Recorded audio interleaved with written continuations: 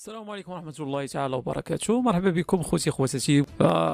دائما ما مثلا ما مذيع الشمة حفيظ الدراجي ما يثير معلومات مغلوطة، بحال حاليا واخد خريطة رسمها طفل انا ما اظن جزائري ما فاهمش كيف ما كنقولوا، ما فاهمش اشنو كاين تما. جا حط خريطة ديال 1850 ولا ما كدا و50، قال لك بلي كدا وكدا الجزائر الدولة القارة. فالسي حفيظ راه ما كانت شي حاجه سميتها الجزائر اصلا لا قبل 1850 حتى ل 1960.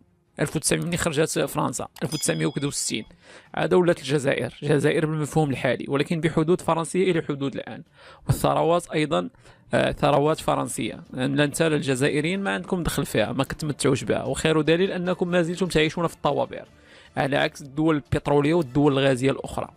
فلذلك إلى أقزام التاريخ حينما كانت تسمع كلمة لا إله إلا الله محمد رسول الله من منابر 3 إمبراطوريات